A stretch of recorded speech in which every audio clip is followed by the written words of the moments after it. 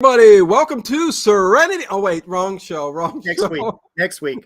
Next week we will be debuting the Seinfeld podcast. But anyways, tonight we're talking about Art Bell and Coast to Coast AM. Well, no, not Coast to Coast AM, because then we'd have to throw George Norrie in the mix, and no, we don't want to do that.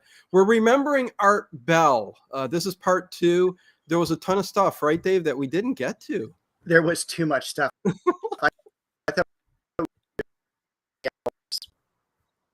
And by the way, it's Norrie. George Norrie. That's what everybody says, yes. Okay, so we will be talking about Art Bell and the memories. And Dave was breaking up there. Hopefully you guys heard him. Internet and all that. I don't know. Hopefully everything will be good. But let's see. I'll say hello to everybody first, and then we will get into it. We've got a lot of stuff to talk about with Art Bell. WWM is here. Chase Perry is here. What's going on, Chase Perry? Connie Clary. Derby Girl's here. What's going on? Edward Stewart. Good to see you back in the chat. Richard Speaker. Do I need to have Dave on all the time to get people coming in here? Here we go. Black Roses. What's going on? WTF. Horror and Sci-Fi. Good to see you. Okay, so let's get to this. Let's get to Art Bell, Dave. What is first up on the agenda? What would you like to talk about first? All right. The first one that I was really sad we didn't get to was Mel's Hole. Yes. Up in Washington. Yes. Go ahead. You go with it. All right. So the background is this guy called Art Bell in 1997. And that's during like the glory years of Art Bell, anywhere from about 95 on up to 99. Yeah. And this guy called up and he said he looked like Willie Nelson, just to give you a visual. And he had this pit on his property. And he never said like how wide it was, but it was stone about 15 feet down and he couldn't see the bottom. And he said you could put a car in it. So it was big enough for like a small vehicle or something like that. Yeah, so it's decent size because I remember them throwing a refrigerator in. Yeah. And saying that he couldn't hit bottom. Right. He never heard it. And it was also weird because it didn't echo either. And the weirdest part of that story was that one of his neighbors had a dog that had died and he threw the dog, it was a hunting dog, into the pit. And then like a couple weeks later, he sees this dog out in the woods and it kind of freaked him out. Yeah. But what ended up happening was that the government seized this property, sold it to him. He sold the government his property at this outrageous amount of money to where it would make me happy. You'd never see me again. Yeah. And well, evidently that's what happened because he said he ended up going to Australia. Right. I think. Yeah. Went to Australia, but also came back. Yes. And then all of a sudden, the government threatened that they were finding all sorts of illegal things on his property and they were going to throw him in jail. And it just kind of went downhill for him because his family was still up here. And I forget, he had come back for like a graduation or something like that. Yeah. Yeah. So that's kind of the Mel's Hole in a lump sum there, but there's a lot of things to actually talk about when it comes to Mel's Hole. And also for anybody who doesn't know who Art Bell is, he is, like Dave said, from like right around 94 to 99 were the golden years, but he was on and off. He was one of the biggest overnight radio talk show hosts around during that time period. Somewhere along Rush Limbaugh status, I mean, really, overnights. And he did paranormal shows and he would mix it up with other things, but it was mostly a paranormal show, UFOs, Bigfoot, so on and so on. But he would get these crazy people. Well, I take that back. Stop, Dino. Don't say that. He would get these interesting people who would call up and claim things like Mel's Hole.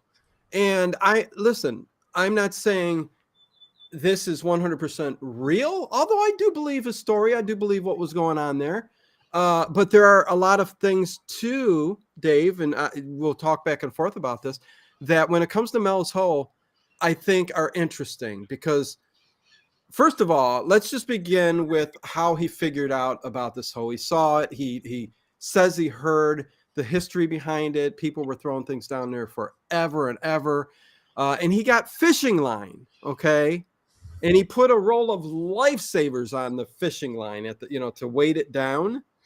Well, not only that, that's an old fisherman's trick. Yeah. With the lifesavers, what you would do is you would attach it to not only serve as a weight, but it would, on terms of water, it would float and it would dissolve. So he could tell if there was water at the bottom of the hole. And he ended up putting down like 80,000 feet of fishing line. Yes. And that in itself, which people would call up and just go, wait, listen, this don't make sense. What are you talking about? If, 80,000, all of that fishing line weighed a lot of weight. So it overtakes the little lifesavers or, hanging out of the, so if it hit bottom, how would you necessarily know? So there's that controversy, a little bit of a controversy there with that. Is it a big deal? I don't know. It's something that a lot of people talked about, right, Dave? Yeah. And allegedly, it gets sealed and everything like that. Yeah. I listened to one of the old episodes and I did the money calculations, and it was like the government had given him like $9 million by the time. A lot of money. Over a period of like 3 or 4 years. So I'm like, I don't know if I believe the later part of the story. I do believe there's something on that property. He had also said Google Images, or not. It wasn't Google Images at that time. Google Earth had blurred that area out after he sold it. Yes, that's true too. And let me just say hi to a few people in here. Po Girl Shines, what's going on? Overkill, Sears James, 3 Severed Heads, what's going on? Says hi, Art Bell was legend. Still listen to his shows mainly on Periscope. Yes, he did a lot of Periscope shows too. Art's interviews with Father Malachi Martin. Yes, we haven't even gotten to that either. John David, hello. And John David also said best late night drive, home show to listen to. Yes, exactly. I think he had the truckers at night is what he had. And all of us insomniacs that are doing the same thing on YouTube right now with old time radio shows. But anyways, good. Because I was just thinking, not only was it really cool to listen to overnight and everything in early hours of the morning, but I just even loved that theme song that would come on, knowing that, Art Bell was following this. And it would just go off. Listen, all the music, we were talking about that, and I still got stuff to say about Mel's Ho. Yeah, that's fine. But bumper music, like you were talking about, all of the songs that he played during his breaks and the introduction, when the show opens and stuff, all reminds me of Art Bell. Every single song, every bumper music he would play, when it comes on, no matter if I heard it before and it reminded me of something else, now it just reminds me of Art Bell. That's how much I loved Art Bell and his show. And he would play them over and over. So you get used to it after a while that it's associated with Art Bell. But yeah, you're 100% right, man. Love the bumper music. Yeah. And Kathy has just come in. Yeah. Hello, Kathy. Also, one other person I saw, Richard Speaker, came in. And Kevin Muser. Hello. Good to see you. Derby Girl says, hopefully the money was tax-free. You would think it would be part of the package. Listen, you give me that money. Okay, yes, tax-free. But anyways, the other thing, okay, yes. So he said, at the very beginning, he said that he had to go along with this because they were going to basically bust him or set him up, because he said he wasn't doing nothing because he had some kind of trailer on the property, and they would say like he has a meth lab or he's doing drugs or something like that there. So again, these are things that I'm nitpicking. Sorry, Dave, that with what people would constantly bring up when you talk about Mel's Ho. He said, like, I had to. They were going to bust me anyways, so I took what they gave me. And like you said, it was blotted out of Google Earth afterwards. And the story was that, yes, they came in, it's all fenced off now. And he said you could drive there. He gave the coordinates and all of that. So that lends credence to his story. And they put this big, gigantic lid on it, you know? So, I mean, it's something you would hear in some of these sci-fi stories or something like that. It's just a very interesting story. And he did come back in this. Remember, he came back again with a second hole. That I don't remember. I remember him coming back. Yeah. He started and each to time talk. it got less and less interesting. Exactly. Yes. He did go to Australia, and he did end up coming back for some. Listen, I don't know all of that money, why you would even be appearing anywhere or saying anything, but did come back, and he did start talking about a second hole. And that's where people started calling up, and Art Bell even started talking about, there are a lot of holes in the Pacific Northwest region where Mel was talking about. And most of them are either lava tubes, I believe, that are still there, and reach out to the ocean, because he said he even put a dye down there to see where it could possibly come out of. Right. Yeah. And it is part of that ring of fire still in the Pacific we have of the tectonic plates moving. Yeah. But nevertheless, we started off with that. Listen, Mel's Hole is one of the big stories that we remember when we hear Art Bell, right? I mean, it's classic. Just thinking of a hole that is bottomless or endless or you can't reach. It always irritated me, like it always does, Dave, that they don't, get a camera down there, man. Get something down there to record and keep going. I forget if there was an excuse for that, but I'm not sure. Yeah, I just remember that, Art Bell suggested having a volunteer jumping in. Yeah. And Ed had, not Ed, I'm sorry.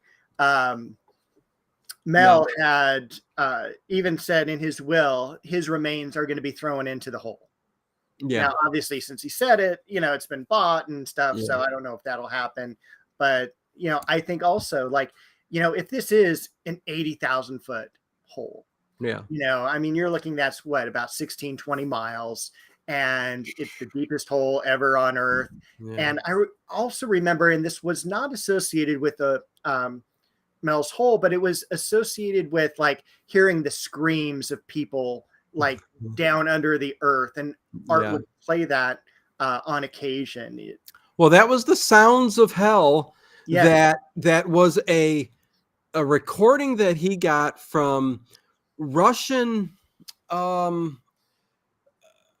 were drilling holes in the ground. Those people. I don't know, whatever. But the story goes that they drilled so deep, and somebody started hearing sounds and noise, and they recorded the sounds, and that's kind of all we know about it. And if you listen closely to it, I wish I had it. I would play it. I should have had it.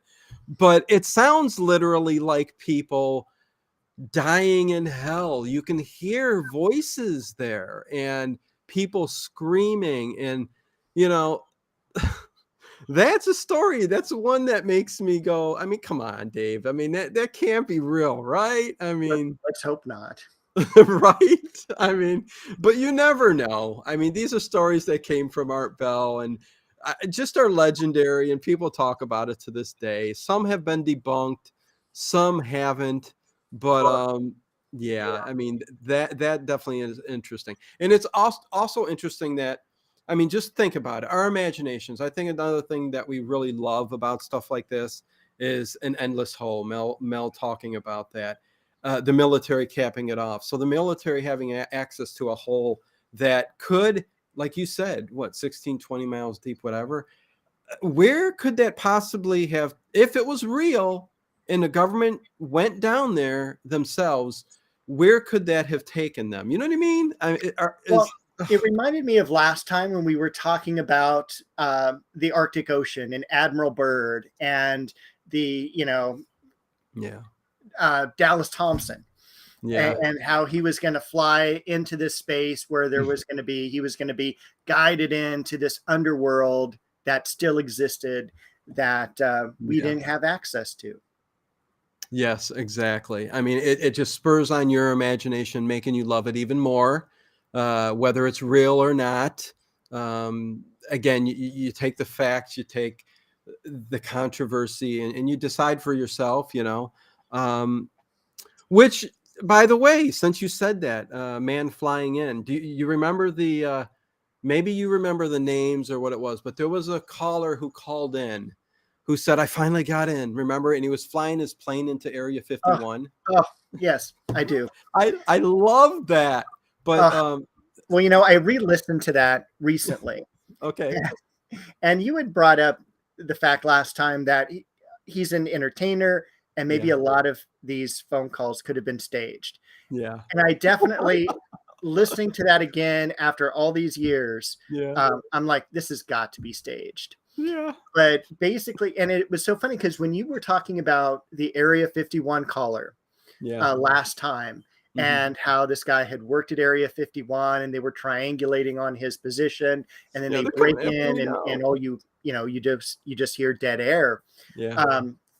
When you had first said the Area 51 caller, that's the guy who I was thinking of who flew his plane into Area 51, Oh, yeah. where he was trying to call the first time caller line, which by the way is 702-727-1222. And that's Right. also the east of the Rockies line. Yes. This guy basically had an experimental aircraft, painted it so it looked like a Red Cross aircraft, and he flew into Area 51 and also took out his radio. Yes. And so, like, he's trying to call Art Bell. His girlfriend had sent Art a fax about this story, and he ends up, talking about these lights are going on, these jets are after him, and they jump in front of him and mess with all the air currents, and eventually he allegedly crashes. But it was just so, listening to it fresh, it was just a Yeah. little too much over the top. It was over the top. It was one of those stories, like you said. It definitely, I think Art Bell may have been one of his friends, just because, listen, the guy, you can hear it in his voice, like he was acting. I mean, but listen, one of the more entertaining call-ins that he had on his show. The guy was really in just one of those small little airplanes, and he says, yeah, I'm going in, Art. This is his voice, almost exactly how he's saying, yeah, I'm flying in. I'm seeing lights down there. And Art's going, well, should you really be doing this? Do you think you should be doing this? But Art Bell's not getting off the line with them. Of course you wouldn't. But he's sticking along the ride the whole time with him. And the guy's going, yeah, I'm seeing something open up down there. I'm still going in, Art. I'm doing this. I got to do this. You know what I mean? And it's just, again, like you said, over the top, but so exciting and so interesting to listen to. And eventually the Jets, like you said, Dave, surrounded him and actually got, I think, right in front of him, where he said, they're right in front of me, but I'm still going, I'm going down.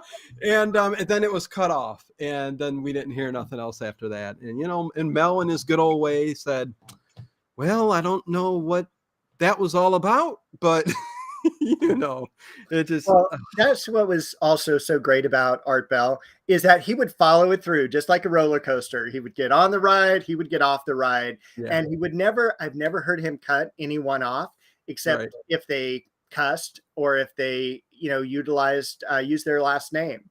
And that was it. Yeah, listen. I think Art, like I said before, he's somebody who wants to know about the paranormal. He wants answers, especially the near-death kind of stuff. He really did want to know about a lot of that stuff. But there was also a side of him that knew what he had going. How big he was growing, how fast he was growing, and these interesting stories, would kind of put you over the top, and he's somewhat of an entertainer too. So, That's why he had so many of these, like, which was gold, like these open lines with Oh like my gosh. the That Antichrist was one of line. my that was one of my favorite things. I remember, when John David said that, I remember, do you remember Yeah. JC who would call in? Oh, yes, yes. And, Okay, one. oh Yeah. man, just this evangelical, you're going to hell, just it definitely had that totally sounded fake, Oh, yeah. but it's just like, Well, oh, and another character that you wonder is just a put on, you know what I mean? Is Art and yes, him just doing this. And I think that one kind of was almost confirmed to be true, but it still was a fun kind of back and forth all the time. JC would call up and say, "Listen here, Art Bell, you're going to hell. You're going to hell talking about all this kinds of stuff. You're Satan." And I mean, he would just go on and on, and it was so entertaining. But yes, characters like that, JC, a very popular character that came on his show. I think one of the entertaining sides to the show. But yeah. But when it comes to the Antichrist line too, getting to the lines in particular, uh yeah, how many times did the Antichrist actually call Art Bell? Quite a bit, huh? quite a bit. Yes, There yes. were so many great open lines. If you had been abducted by an alien, we have open lines. And we talked last week about if you worked at Area 51, we have a line for you to call in Hmm. or such. One thing that we didn't touch on last week as well Yeah. was the ghost to ghost. If you listened every Halloween, was that something that you set your calendar for, as just like, I got to listen to coast to coast tonight? Yeah, Ghost to Ghost, Dave. Though I have you, of course, you know all of the shows I got saved, but Ghost to Ghost are by far some of my favorites. And yes, I every year I would wait for Ghost to Ghost to happen. And when he retired and it became, I think, spooky, whatever he called it, I don't know. But those good years, 93, I think it starts off where I have a great 93 Ghost to Ghost, 94, 95, 96, 97, 98, even all the way up to 2000. I mean, you have a good stretch of nearly a decade of Ghost to Ghost that were just fabulous. And it was real people calling up, telling real stories. And that is when I really got the sense of real people calling in about things that you wouldn't believe, you know what I mean? Like there was one cop who called in that stands out one time that he was at a crime scene and he saw a body of a person off to the side of the building alley. I don't know if you remember this, but the cop followed him over to that area, ending up finding a dead body. And it was just such an impactful story. But you got stuff like that on Ghost to Ghost all of the time, not to mention many, many more. So I don't know if one stands out more to you than any other, but yeah, There's so so many. many of them that I stand out. know. When you mentioned the police officer, I remember that there were these police officers called to investigate people perhaps poaching in the woods outside of this estate, and they started hearing kids like laughing, and kind of freaked them out a little bit. And when they went to the house, there's no one in the woods, but they're all, did you hear the kids laughing? And the two kids had like drowned in a nearby pond or a Yes. pool or something like that. And that was always such a great story. Uh, Yeah. there was Yeah. there was one in Nevada that took place. I remember it was called the Mizpah Hotel, and it was this guy who came into a bar and ordered a drink and just like down the drink like super super fast. And he saw, that's one hell of a hologram that they have in the elevator. And the Yes. guy who had called in that was telling the story was like, I don't think there's any holograms in there. And the guy went back to double check, and it was just this person that was in like clothes from the 1800s. And Yeah. those are always to me the really cool stories. Oh yeah, yeah. And the old ones where the caller would say, I was in an old, like Deadwood, like an old tavern that was from you know the late 1800s or something like that, and you would get the you know woman in a dress from the time period flowing, and you would smell the perfume. There was even an episode where a ghost to ghost, where the person called in and said they kept smelling roses and roses, and there was no signs of anything like that. Smells are a big thing when it comes to ghost stories and stuff like that. But yeah, there's just so many. You gotta listen to some of the ghost to ghost for sure. Yeah. And they usually ended up in and one of the things that bothered Art Bell was because they circled around suicide. Like, are you trapped on this earth if you commit suicide? Yeah, that was a big, and I think there were both sides. Like when it came to Father Malachi Martin, he had a different, uh, idea of what would happen. I don't know. I'm trying to look at this chat. I'm missing some good points, and I'm sorry, you guys, if I miss anything that you guys are saying. We're just so excited talking about Art Bell that I'm looking over trying to read these stories, and like Po Girl Shines. Let's see, weird stories that people see ghosts in various era clothing. Not trying to be funny. Why are they never naked? How does your clothes become a ghost too? Because Po Girl Shines, you wouldn't become naked, because technically your energy, a ghost is a form of energy. So you're gonna look. Your clothes are energy, so it's part of you. It's part of your being. And listen, I don't have no answers. Do you, Dave? I mean, if you were to come back and show yourself, when you pass away, you're gonna probably. I'm gonna wear clothes. Yeah, you're going to vision yourself, right, as what you feel you want to be seen as. So the energy, as it forms and starts to show a full figure of a person, it's going to show. Listen, it's complicated, but it's good. The energy. Yeah. Do you have time for a short ghost story? Yeah, well, sure. We got time for whatever. So all right, cool. So Roswell's gone. That's it, Don. When I was a kid, there was a neighbor that was a really cool neighbor. You would see him all the time. My dad would go jogging in the morning, and he ended up just going down to the end of the street just to talk to this guy because he was a really cool guy. And over time, you'd see him get older, and he'd, walk around. He was a retired guy, and he'd walk around the block, and then he'd have a cane, and then he'd be in a wheelchair, and then he had an assistant pushing him. And one day, I'm leaving my parents' house. I'm driving up the street to where this guy lived, and I saw him down at the end of the driveway. And he didn't have any walker, was standing up. Hadn't seen him standing up for years, and he was waving at me. And I was like, "Oh, hey!" And I was in so much of a hurry, I didn't stop to roll down my window, say hello, or anything like that. Yeah. I had mentioned to my parents, like, how great this guy looked. I don't know what he was doing. And they're all like, he died 6 months ago. Wow. And I had, just freaked me out. But it was,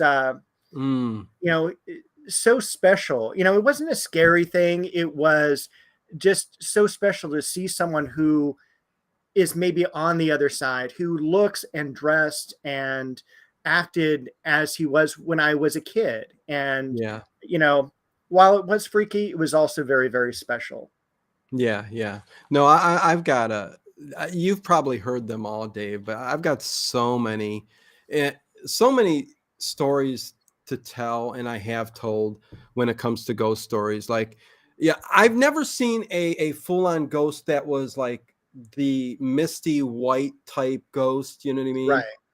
But I have, when I was in my childhood, because of my grandparents, I've talked about this many times, seen residual hauntings, or what I figure would be, because every night at 11 o'clock, you would see the feet and the body of someone walking into the closet. My uncles told me about it. They said, yes, 11 o'clock every night, we walk by the room, you see it. And, a lot of times we would catch it just at that split second, around that time. And it freaked me out as a kid. And it was the same house that I saw the shadows in the backyard, which was accompanied by the Hat Man. But listen, I don't want to sound goofy tonight. We're talking Art Bell. Right. We'll sound goofy another night. Yeah, because I wish you would do a stream just on your grandparents' property. I should. Yeah. And it's not just the property, because it didn't matter where they moved to, Dave. It was them. So whatever they was attached to them, or the energy that they took with them or brought with them, wherever they moved, it happened. There were 3 houses that I know of that things always happened. And that's, so anyways, yeah. So, okay. So Antichrist line, there was the time traveler. Let's get to that time traveler line too. Those were always interesting. Art Bell talking about, and it's funny because listen, 99% of the calls, you would listen to them and it was a bunch of BS, and they sounded ignorant sometimes, even talking, about what they're doing, and yeah, I'm here, I'm just having a vacation, we were allowed there. You know what I'm saying, Dave? But sometimes you would get the good ones. Yeah, you would get single 7, and he was very it sounded at least very truthful, very authentic. I remember one guy that kept on calling Art Bell Senator Art Bell. He had gone into politics, and Art Bell's like, I don't believe this. Right. Well, he was laughing at him. He was like, yeah, okay. Yeah. I don't think so though, but do you believe in time travel? Do I believe in time travel? Yeah. Hello, Pete Hikes, Walker Customs. I'm letting that rattle around in my brain a second, right. Dave. Well, because also we were going to talk about Madman Markham, who was all about time travel, and that to me was one of the very best shows. If you look that up, if you've never listened to Art Bell before, like Horror Junkie for Life, look that up on YouTube and listen to that story. And to me, that's very authentic. Yes, Madman Markham. Well, Madman Markham was a man that he was tinkering with things. He was a smart man who was tinkering with trying to build a time machine.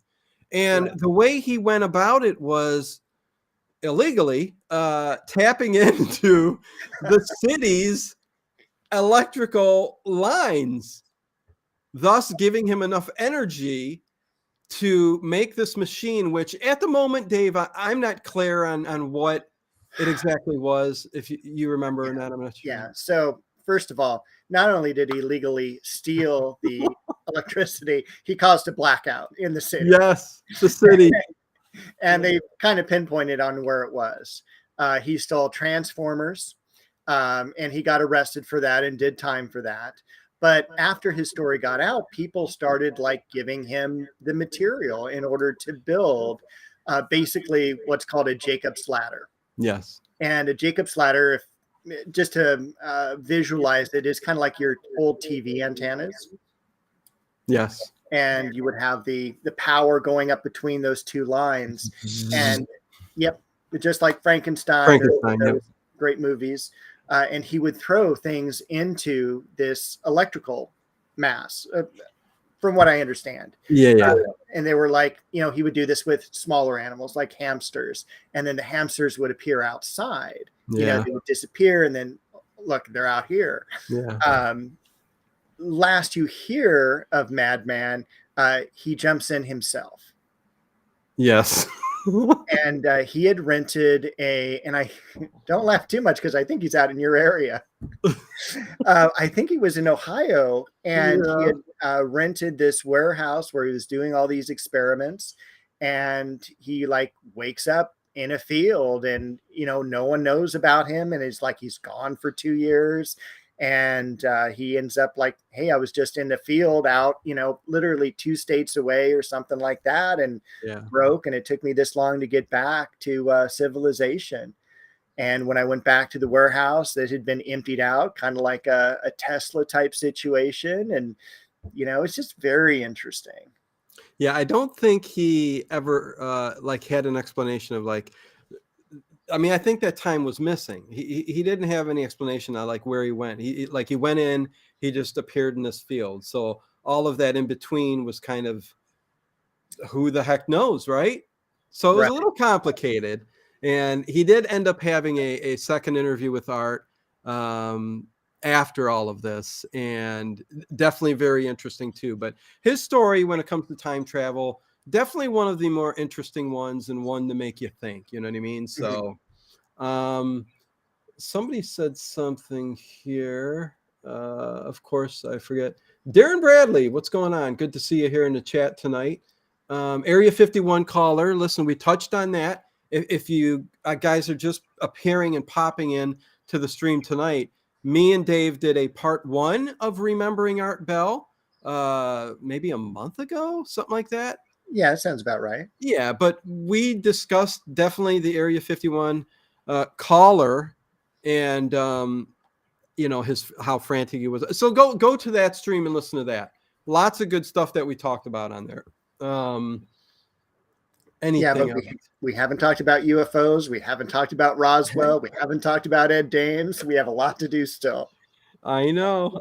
Listen, I'm trying to get through what I can, but the Area 51 caller lines, when they would call in, you would get some interesting ones too. There were a couple throughout the years that actually sounded like they worked there too, similar to what's his name, Bob Lazar. Bob Lazar. All right. Yeah, I remember a particular caller asking, like, you know, you should ask how you pay for your food, what's behind the yellow door, all these things. Yeah. That was one that caught me. You know, I'm like going, oh, okay, going real in depth, and Art was asking questions when they were just saying this behind the yellow door, like you just said, and all this other very, you know, specific things. And you know, it got Art Bell even going, okay, this one sounds like, you know, it could be legit, you know what I mean? So there were a couple like that, but you know, the call-in lines, they were hit and miss sometimes, you know. Listen, I even called in one night, pretend I was was a vampire, but whatever. Classic, right, Dave? That's one of the classic ones too, huh? Well, it's got its own, you know, someone separated it out on YouTube and it wasn't you and posted it. So it was fantastic. It was great. Yeah. Oh my gosh. Yes, I am forever. Well, hopefully. Well, we'll see. Whatever. I don't know. Part of the Art Bell legacy now. So, and listen, I'll never forget. And yes, Kevin Muser says, Dave, thanks for guesting.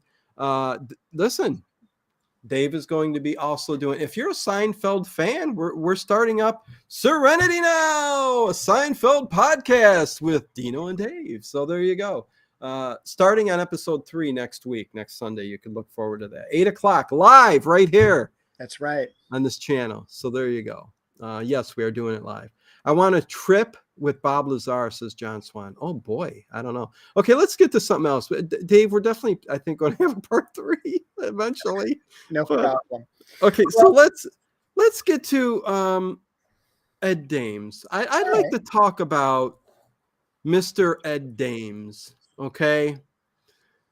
I think, and I'll let you tell me what you think afterwards, but I think one of the biggest charlatans on the show when it comes to coming on the Art Bell show. Okay, so how do you really feel about him? He pimped out those remote viewing DVDs like there was no tomorrow. But what really got me, Dave, was that nothing he ever said came true. He would remote view, he would remote view things that you couldn't really go, I don't got an argument back because we have no idea. Like, Art asked him to remote view Satan, and he gave a very specific, detailed remote viewing session on Satan and who he was and how he was. He, you know, when he remote viewed him, he knew he was being looked at and stared at. He knew, you know what I mean? So even when he sounded like he was really onto something, he still sounded like it was a bunch of BS. So there you go, Dave. What are your thoughts? Right. So first of all, I wanted to talk to Dawn there in the chat where she says, or Richard C. Hoagland. I actually, in the last month, reached out to Richard C. Hoagland to see if he would join us. And I didn't get a response from him directly or through Enterprise Mission, but who knows? For me, Art Bell is that special type of program where you had certain people who were always on rotation.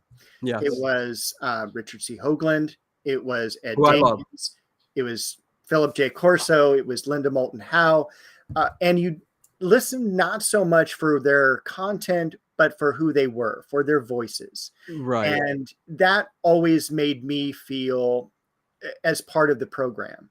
And Ed Dames was one of those people. You would expect him on once a month or once every couple of months. Yeah. The idea of the kill shot, the idea of remote viewing, which I think he may have done more to hurt remote viewing than anything. Yeah. His shows were interesting. You would listen just because it was him and Art going back and forth. And there were these certain people. And we talked about very briefly Father Malachi Martin, and maybe we should go back to him in like episode 3 and really talk about some of the things that he did. But Ed Dames was just, he was cool because he was on, but nothing he said mattered. Right. I get what you're saying 100%. He was somebody who came on so often that he just was part of the whole Art Bell legacy. And good or bad, he came with what Art Bell was doing. Like I said, I think a bunch of BS. He was trying to sell these remote viewing things. He got a Russian bride out of it. I don't know. Am I going too far? Did I step over the line? I'm sorry. But he also, it was interesting. Well, he got the name Dr. Doom because he would, and he loved that, I'm sure, deep down. But the arrogance behind him too, Dave, I think that got me. He seemed so arrogant that I wanted to slap him sometimes. He's that kind of person, you know what I mean? It's like, I don't care what people say, but this is the truth, and this is what. But anyways, he did have interesting things to say.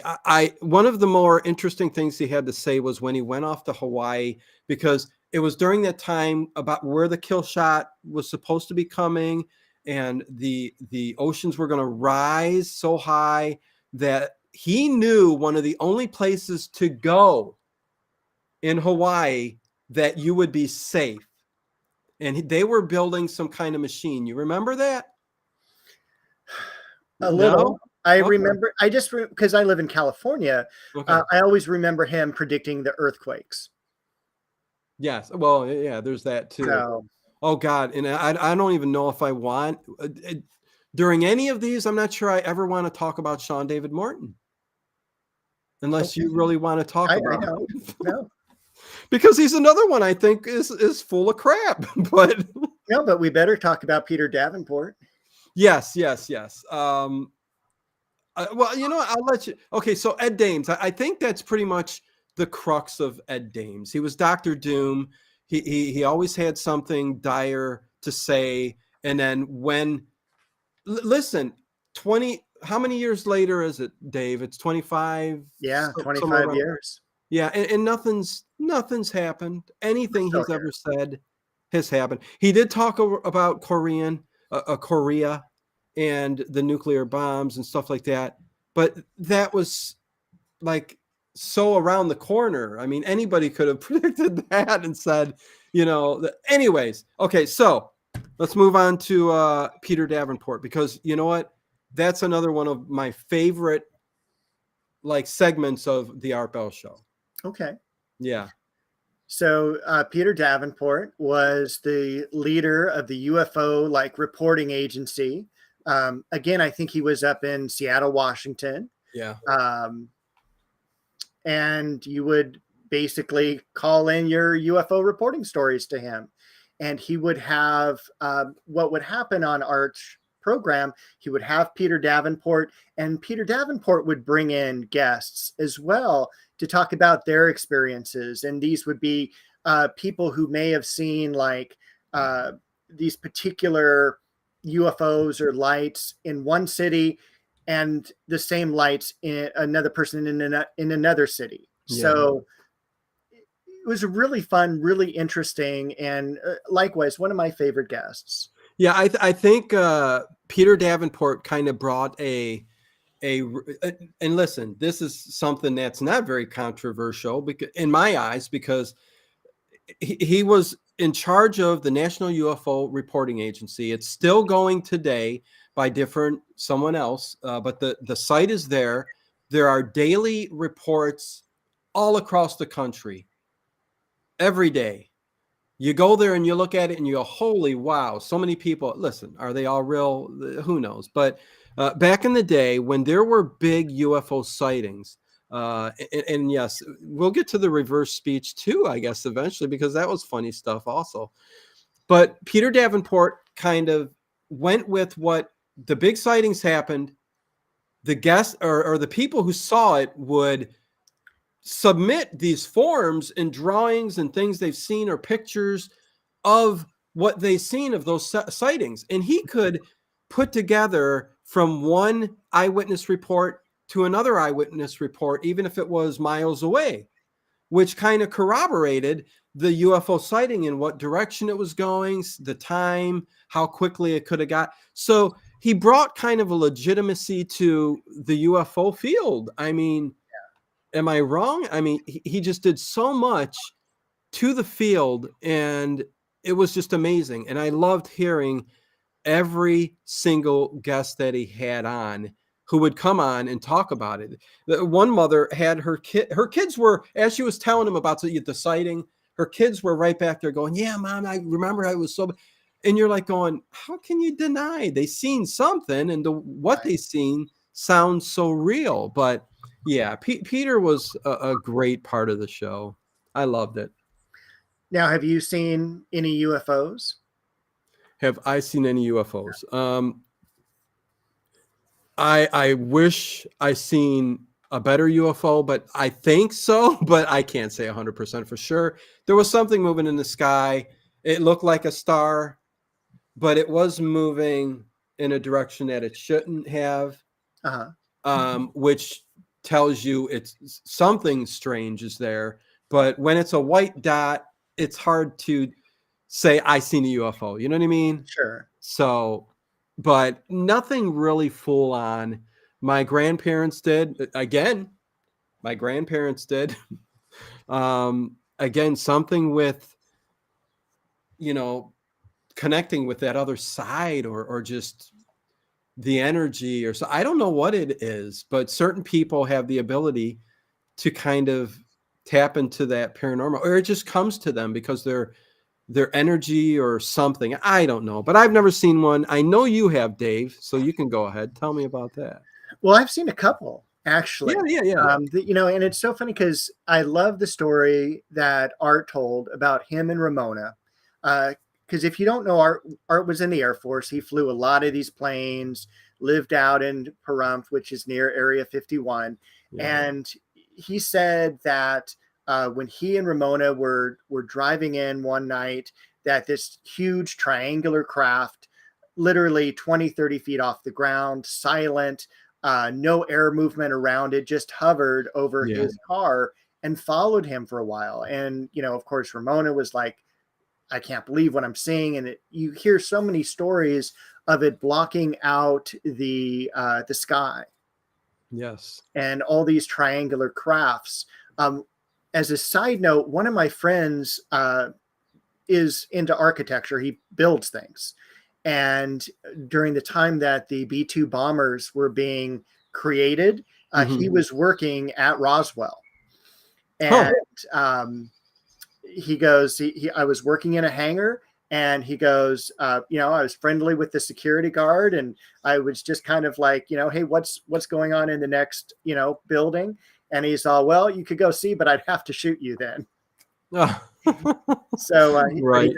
He goes, it was, the B-52, not the B-52, that would be a group, the B-2 bombers, the stealth bombers. So Rock Lobster. It is. But yeah, I saw one very traditional UFO when I was a kid, 1970s, literally looked out my bedroom window and saw it, coming up, had lights all around it. The standard, circular craft. But the scariest one was when I was probably a little bit older, maybe 10 or 11 years old, on the swings in my backyard, swinging back and forth. My dad working in the yard, probably 30 feet away from me. There was this craft, but it was only about maybe 15 inches in diameter. And it was circular. It was gray. There was no windows. There was no lights, but there was a noise to it. And it toppled, head over, tail, rather than the kind of circular, smooth fashion that you imagine UFOs traveling in. And when I was yelling for my dad, because it was heading toward his way to look up and check it out, the noise basically absorbed my my voice. Wow. Yeah. And and then that, that was 30, 40 years ago. And right. I haven't experienced anything since then, but, I'll always remember that. Oh yeah. Heck yeah. I mean, that sounds amazing. Let's see. Dawn Atkins, 1979 is when I saw my first UFO. Very cool. Yeah, no, I wish I could have. There was something in my childhood, but there's some things I won't just talk about and say just because I'm not sure. Because vividly in my mind, at the age of 5 years old, and that's right when, for me, around 4 years old is when I start remembering things as a child. Some can remember earlier, some a little bit later, but right around 5 years old, I remember seeing in the house, then my grandparents lived in, out the windows. It was just all black outside the sky, but there were tons of lights, gas station, everything else. And there was this big, bright UFO, and it was big, bright, and white. And when I say big, size of the moon, just like right outside my house.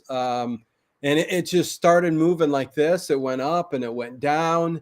But it's in my mind, it's so much of an animation. In my mind, it looks so fake as me remembering it that I just don't talk about it and think of it as anything real, because it could well be my imagination.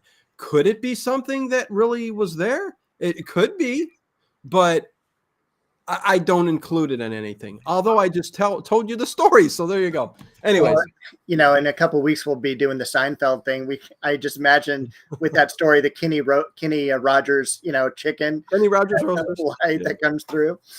yes. It'll take a while to get to that episode, but yeah, that's another good one. What about were your grandparents always living in the area you live in now, or where? Oh yeah. Yeah. No, we were always usually in the same. That's why most of my paranormal experiences when I was younger happened when we were living with my grandparents, because big family. Grandma had 13 kids. My mom had 7 aunts, uncle. Listen, it was a big commune. I don't know what more to say, but we were usually upstairs. My grandparents were downstairs. So yes, we were always in the vicinity, and stuff was always going on. Like, the thing that freaked me out the most was what I saw in the backyard that one day, and the voices that I heard during a party that the family was having downstairs outside the window. It freaked me out. And there was a little old lady who lived next door that would only come out to prim her roses, and then she'd go back in. But there were voices out there, and I knew they were, and even today, I know that they were something else. You know what I mean? There were not real people out there talking, but somehow I was catching a glimpse of about 3 people talking and saying something, but I could not make out exactly what they were saying. You know what I'm saying, Dave? Every other word, but you could tell there was a male voice, 2 different female voices. Scared the living daylights out of me. And I think I talked about the hand that came up over the bed and it hit my shoulder. Listen, I'm not even going into it. Let's get back to the show. That's one of the best. We're going to start talking about leprechauns next, so that's probably good. Well, or gnomes. But anyways, hey, listen, some of the things people say sound wacky as heck, but everything I've ever said, in my mind, they're undeniable. and even the gnome. I had witnesses there with me, so I don't know what to say. But anyways, somebody was talking about Sylvia Browne, David. Okay. And I think it's interesting to talk about that because I do have her down here because there were two guests that Art Bell, I think you know where I'm going with this. There were two guests that Art Bell always had on. Well, not always, but they were frequent guests. One was Evelyn Paglini, who was the witch that Art Bell found when he was searching for a witch. He found one, Evelyn Paglini. She called in one night, and they went on, and over the years, she really, she would tell him about, casting spells, using things for good and bad. She would do both sides, which I thought was interesting, and I loved Art Bell for that. He would let her just air what she knew, and she would say things straight out, like, everybody uses things for good or bad. I mean, that's just the way it is. You can't say you're a good witch, you're a bad witch, And then there was this other guest named Sylvia Browne, who, as years went by, there was this little thing where people said, you know what? They're the same woman. They're the same woman. You know what I'm talking about? You remember that? I don't remember. I Neither don't was think they seen. were, Okay. because I've seen them both. Okay. And so not in person? On television. Okay, you have. Okay. Yeah. So, Sylvia Browne has been around like since the 60s. But you remember that being a thing, right? Oh, yeah, on Art Bell. absolutely. Yeah, okay. But I never believed that. They're two totally separate people. Okay. Evelyn Paglini, I always imagine with the crystal ball in front of her, very much the seance person. And she was rather attractive too. But again, 1990s. And then Sylvia Browne was this very much older woman. And in fact, I want to say she even predicted the death of Kennedy back in the 60s, which is what made her famous. She's a famous author. Yes. She's written tons of books. In the 70s, she appeared on many, many television shows that dealt with the supernatural.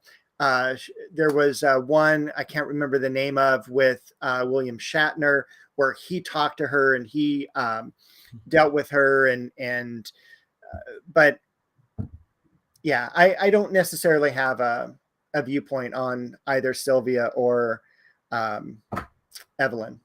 Okay, yeah, no, it was very interesting to listen to them. Yes, CM is really.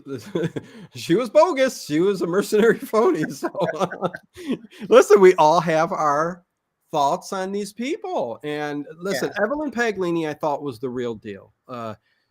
Listen, I would agree more than Sylvia Browne. Yes. Sylvia Browne, I could see where you would get that kind of like charlatan kind of thing going on, because it was always but she did predict some things, didn't she, Dave, though? I mean, I'm pretty sure. No, a broken clock is right twice a day. Yeah. Okay. So I think when you're doing so much, you grab onto it. It's almost like, the financial books that you read, there's just like, here's a great way of becoming rich. And, it's just like, there was one guy in the finance industry, Wade Cook, who wrote a lot of books, has some good thoughts, but also spent 8 years in jail for forgery, Right. The same thing. And I think even more true in, the ideas that, Ed Dames and Sylvia Browne and such. I just, the jury's still out. I'm more Evelyn Paglini. Right. Me too. Browne. Yeah, me too. 100%. I didn't know that. Listening to you, I can see they're probably separate women, but there was a short period of time there where they're like, that's the same woman. They sound alike. They look alike, and they were saying something about like you never see the one woman. I don't know if it was that way, but anyways, let's move on. I don't know if I believe Roger Lear, but it was very interesting. Dawn Atkins. We can move on to Roger Lear. I'd like to talk about him a little bit because. Again, you guys are bringing up some things that are some of my favorite shows. Whether you think he's a fraud too, I don't know. But the dude was I think a foot doctor, and whatever you would call. What's the foot doctor? I don't know. You would know. Podiatrist. Come on. Okay, there you go. Well, you're the professor. You know Well, a little bit no, more. it's a Seinfeld episode too. Oh yeah, You know, yeah, that's right. Elaine dates the foot doctor. And Yeah, she's all, well, you're a podiatrist, you know, you're not a real doctor. yeah, the fungus in the cabinet. Okay, we'll get to it. Okay, anyways, Roger Lear. I'm not sure how you say he's, if anybody thinks he's a fraud, how he's a fraud. He did dive into the UFO field because he encountered some things in the feet that he couldn't figure out. Thus, it brought him into the UFO field, learning about implants, alien implants, if you believe in those things. Whitley Strieber has one. They tried to get it out, and that's something we didn't touch on either, Dave. Whitley Strieber. Geez, oh my God. But he had one, and it would get hot when they would try to take the implant out. Same here. When Roger Lear, who would come on the show after a patient would get, some of them had them removed. He said it would take 2-3 hours. We'd eventually get it out, but it has some kind of coating, like the body puts this protective coating around things that are foreign to our body, whatever that is. Dave would know what that is. What is that, Dave? I don't know. And this is actually new to me. I've never heard of Roger Lear before. Not that I remember. Oh, no. Really? Yeah. Oh, come on. Yeah. He's been on plenty of time. Okay. Anyways. This is one that missed me. I was expecting Jim Lear and well, no. Well, anyways, Roger Lear with the implants. Yeah. Okay. He would take the implants out, and he actually would get them. He had one implant that they were investigating everything else. He brought somebody in, a scientist, to look at it, and it actually was emitting a frequency off of it. So the shape and size of look up. Oh man, I wrote it down. Yeah, look up Roger Lear. His shows were very, very interesting when he would come on. His health started to get really bad towards, like around 2000 or something like that. But even when his health started getting bad, you could really still hear the passion in his voice and what he was doing, trying to figure out what this was. Basically it came down to the idea that if these are implants, which he believes they're alien implants that are being put into people, it's kind of a tracking device and a device that sends out a little signal. This is what he came down to believe that they were, just to keep track of where people are. Whether it did more than that, who the heck knows? But Roger Lear was definitely an interesting guy for sure. But they've got nothing to say about that. So there you go. Now everybody's talking about Whitley Strieber. I don't know. Is there something else you want to talk about, Dave, or go ahead? Yeah, because we haven't talked about Roswell. Okay, go ahead. Do you believe that there was a UFO that crashed out in the desert in, Roswell, New Mexico?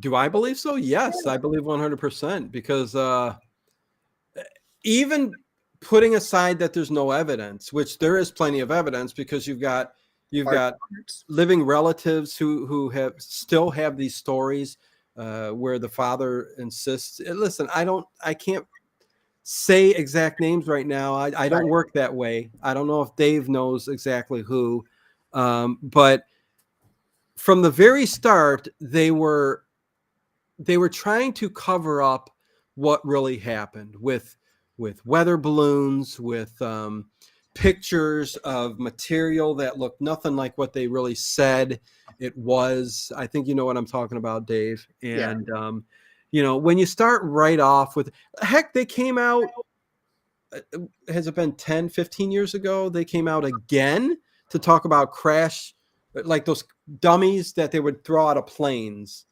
And they said those were they were still trying to give an explanation for it, because Roswell was still on the minds of people, still, even to this day. Mm-hmm. And for the government to actually keep coming out and trying to give excuses for what was going on. Just as it baffles me. It baffles me. But when you hear the hieroglyphics, the material that a military person says they seen and they actually brought to their house, and like the metal material would unravel and it would straighten right back up. And it had these weird hieroglyph type symbols or marks on it that, everything leads me to believe it. Even the aliens that crashed them. There's many other stories that are similar that have been covered up over the years, but Roswell, I think, is 100% true. Well, not 100%. Nothing's 100% really, right? But yeah, your thoughts, Dave. I don't know. Yeah, I'm 99% with you as well, that it's something happened there. It was most likely a UFO. And it's just such an incredible story. And then you have, one of the people that Art Bell talked to a lot, Philip J. Corso, who was, a lieutenant colonel. Yes. And he was charged with, and first of all, he wrote The Day After Roswell. I don't know why I didn't say that, but thank you, Dave, for getting into Philip J. Corso, because yes, he is the guy. Go ahead. And his job was to take the material that we learned about from the Roswell crash and introduce it into American industry. And I want to say it was something even very basic, like the transistor is one of the things that came from that. I'm not 100% sure, but that's what he was involved with, and he was on the show quite frequently, and one of my favorite guests as well. Oh yeah, he said the government basically took a lot of the stuff, especially from Roswell, back engineered a lot of this stuff. This is coming from a military guy, and back engineered a lot of the stuff that we have today, like okay, hold on. Accelerated particle beam devices, fiber optics were a big thing. Lasers, integrated circuits, Kevlar material from some of the suits or clothing that the aliens that crashed were here. Lots of things like that. And think about it. Think about it this way. Listen, I think Dave's on the same page as me here too, though. And most people would be. Where the heck or how the heck did we get so advanced, Dave, from right after that crash to where we are today? How the heck did we go boom, boom, boom, boom, boom, boom, boom? Hey, we've got the little device in our hands now that have everything we've ever needed in one little thing. You know what I mean? Yeah. Technology doesn't go that fast. Not that quickly. No. It's just kind of like the same thing, different subject, but going from early man to like from Neanderthal to Homo sapiens, like what happened right there? There was some, injection in the brain that, made us start to think and have memories and be able to have imagination and create, these buildings and how life changes. The same thing happens. And that's what's so exciting about, post World War II. I think Roswell was 1947, forgive me if I'm wrong, but it's that post World War II industrial era where we were just so lucky to have that happen. And it really promoted our industry. Oh yeah. Oh yeah. There's just no way that we advanced so quickly. And you were talking about caveman, Neanderthal. Who's the guest that came on all the time? Hidden Archaeology. Graham Hancock. Was he the one that had the book Hidden Archaeology or Hidden? Oh boy, I'm trying to think of it now. Anyways, let me look it up. Yeah, it's called Hidden Archaeology. It was the stuff that when things are found, they're hidden and they're never talked about. Michael Cremo. There you go. Yes. He was a guest. I think it was on maybe twice. Dino, we are smarter than you think, Derby girl. What? But what if they got that info from the Tesla chests? Okay. Well, Derby, you're just going to one specific topic. You want me to jump right into Tesla. Listen, Tesla, yes, was beyond his years. He was somebody that you would think may have come from the future. I mean, what he knew and what he was able to do is kind of it's just so intriguing, right, Dave? I mean, he was harnessing the energy of the earth, the devices he built. We would have been wireless with Tesla years ago. Yes. So I'm trying to put a couple of things that Derby's throwing me off here, Dave. Come on, right. Derby. Because you're right. But did Tesla actually get us boom going? No, he didn't. He could have, but everything he did was suppressed and evidently stolen and taken by the government or burned or destroyed or whatever you want to believe. Okay. Nothing really became of it. But what I'm talking about specifically is military personnel who, what do they got to, they on their dying bed, a lot of them even agree with what Philip Corso said. You can go back and see, get a lot of this information. Yeah. And what I'm jumping to is the back engineering of the technology from a lot of these, specifically Roswell. That's what we were talking about specifically. Not that, listen, all it takes is one guy like Tesla to spur on a future civilization of great things and technology and stuff like that. But and we still got some of that with all of the other science that came, we think, from Tesla, right? The energy, the even the light bulb and stuff like that. I just think of, for me, it's Tesla as inventing radio. You know, even though it's, you know, we get Marconi is the person who we give credit to. I definitely think Tesla had a lot of things going on. And I forgot where we were originally talking about. I don't know, but Area 51. Yeah. Oh my God. Roswell. Sociology is shouting at me right now. What the heck? Tesla had it all underground. Well, yes, we know that. Tesla said the future was his time. Yes. Bob Gable says wrong. Derby Girl says forget Tesla. It's a joke. It's you betcha. Let's move on. We should do a caption this for, you know, and put up Tesla and all that. Yeah. No. Listen, I'm very I don't know why this gets me going. But again, it's kind of what makes Art Bell so great. It's just like you can pick and choose your battles. It's like, I believe this, I don't believe this. But if there's that entertaining element, like even oh gosh, was it Don who just or Ed mentioned Coral Castle? Oh, you know, and I mean, that's something we haven't talked about. We haven't talked about the pyramids. We haven't talked about Robert Schoch. There's so much. Oh my God. And it's amazing what Art Bell did over his career. Yeah. No, Coral Castle. That's something I think we should definitely touch on next too.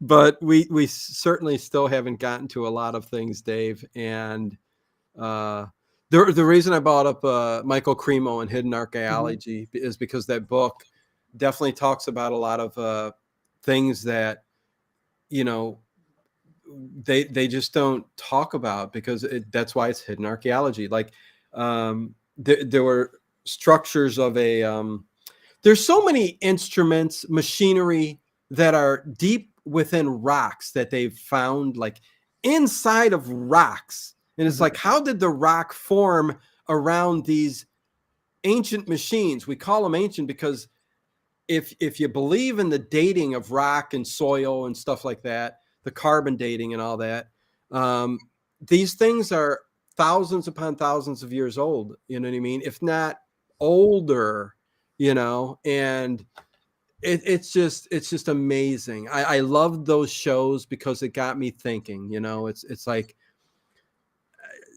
what are your thoughts, Dave? Let's throw this out there before we end the show tonight, because I think this may be the last thing we talk about, and then we'll end it. And there will be more to come, and there will be Serenity Now, a Seinfeld podcast next Sunday. Civilizations. I mean, past civilizations. Like, we find these things in rocks, like machinery and things that are gears, that could survive, even 100,000 years. It could survive if it's within rock. The footprints next to dinosaur prints, stuff like that. Do you believe that even Atlantis, you could throw that in the mix? We didn't touch on that either, but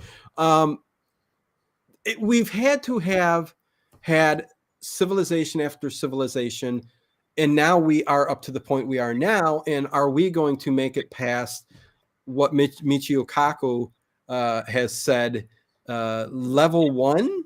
I mean, we haven't even made it to level one, I don't think, in his theory. I forget, right. But well, it's funny, we haven't even gotten to Michio Kaku yet. I know. But they come and go, right? Civilizations. I mean, do you believe that? I mean, that was something I thought about as well prior to tonight's show, as something to talk about. And, it is the idea that, to me, all these civilizations have come and gone. I mean, we think that we are preeminent, that we think we are the pinnacle of civilization. And it's most likely, we've built up and we've been destroyed. And then, we've had all these past civilizations as well, and their remnants don't survive. But we have these incredible stories of like the Greek mythology, of these giants and these humans that battle with one another. We have these stories of the flying carpets in India. We have all these incredible legends from all the civilizations. And I think it would be insulting for us to say that nothing came before us, that we are continually building up. Teaching art, we talk about, when I teach ancient civilizations, I teach about cave paintings. And most of the cave paintings, first of all, we've only found them in the last 140 years. The first cave painting was found in 1879 in northern Spain. And prior to that, we didn't know they existed. And we normally felt that as man's continued on, his artistic ability continued to improve and evolve. But a few years ago in the 1990s, we found this cave in France. It's we call it the Chauvet Caves, but in France, it's Chauvet is the way to pronounce it. And these paintings date back to like 30,000 BC. And they're done in such a way that they look as if someone in present day created them. They have perspective, they have modeling, they have recessive space. And, we didn't even know that existed 25 years ago. So our thoughts about early man and his artistic ability has indeed changed. So I think there's a lot we haven't uncovered. I love the way Graham Hancock talks about before the ice melted during the Ice Age, we had a lot more land mass. A lot of that is underwater now, and marine archaeology has very little going on right now when it really should, because as civilizations are near water sources, at least until the Roman Empire, those would have been, now underwater. So, yes, exactly. A lot of these people are, and that's something I would like to definitely get into next time with Graham Hancock, is because seeing some of the buildings and stuff that are under the water, it just it really gets you thinking. The Cave of Forgotten Dreams by Werner Herzog is awesome. I thought that was something else. But hey, guess what, Dave? What? We've got another Ed Dames in the chat. Oh, you're kidding. By the name of CM. CM. Yes, the sixth mass extinction is coming. All right. It's good. Don't know when. Thank you, CM. But it's coming. Love you, CM. You're awesome. But no, listen. I hope it doesn't. But one thing too before we go and wrap up is in another show many months ago, we had talked about, you and I had both watched, I'm sure Ed Stewart will say the same thing, is we all watched In Search Of as a kid. Of course. And I think this is one of the, Art Bell is a radio version, if you will, of In Search Of. You've got a great host with a great voice who makes compelling arguments, who never really makes fun of whatever guest he has on. He lets them, say their piece. He may, argue with them back and forth, but he makes it so compelling. Yeah, no, I agree. And when I'm no Art Bell by far. I am no Art Bell. But listen, when I started to do the podcast thing, when it comes to Paranormal Into the Night, when Art Bell retired, when I started the Art Bell podcast, I said, you know what? I'm doing one myself. It was the first time I ever did anything like that. You heard the you heard I would interrupt guests and stuff. But one thing I always did, no matter how old the interview is that I had, was I would do exactly what Art Bell did. I would do something a bit different. It was a casual conversation most times that I have with these guests that I do have on. I let everybody speak what they want to speak and say what they want to say. I don't holler and say, listen here, I don't believe anything you're saying, but I don't think I've ever had to. But I think that's the way to go. You gotta be open-minded. You gotta listen to stories. You gotta think for yourself as a human. You gotta make a decision on your own whether you believe or you don't believe, and all these things just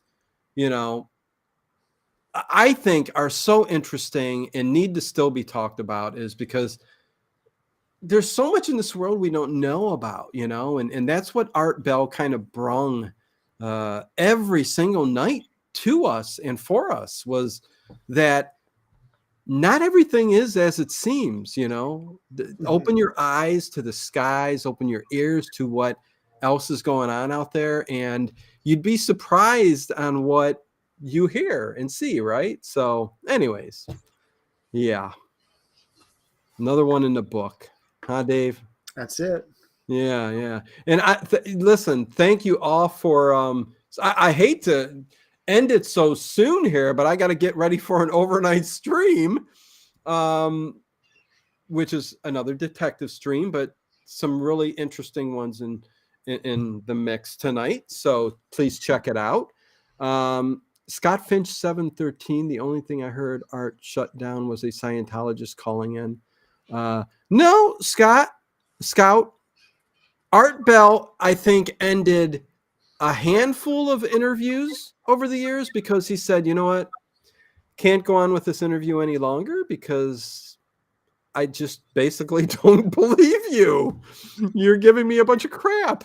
Yeah, the one that I remember him ending 2 interviews. One was because of technology issues. Yeah. It was just unlistenable. Yeah. And the other one was this guy who sounded like he was heavily medicated and just not paying attention and stuff. So he's like, we're gonna take a break. I'll come back. Yeah. We'll do some open lines. Yeah, no. And there was one where the guy was trying to, he was an actual guest. I forget the subject. It was paranormal, and he was trying to prove his point, but he wasn't giving any information. And Art Bell said, well, you know what? We're ending this. I've had enough. This is where I'm ending it. And ended it. So anyways, with that said, I can't believe I'm just elated by you guys in the chat tonight, right, Dave? I mean, it's fantastic tonight. Thank you all for being here and adding, and never seen it go so fast, and so many insight to Art Bell in the chat itself. But yes, we will do another one down the road. But listen, me and Dave are hitting Seinfeld next week, and get ready for Serenity Now, a Seinfeld podcast with Dino and Dave. So that's coming next Sunday. And I'd like to say one last thing. Good night, America. I was going to just say, let's just leave it at that, but then there was too much of a pause in the middle. So That's the way Art would end every show, and I loved it. And sometimes he would have the guests or the call-ins say it too. He's like, "Oh, we've got 30 seconds. We're getting to the bottom of the hour," and the person on the phone would say it too. It was always really cool. Well, I'm gonna have to go back and look at some of this chat and see what you guys had to say. But please give a thumbs up, you guys. Comment below if you have any more insight on what you love about Art Bell. Let us know. Give us some love, and we'll see you next week. And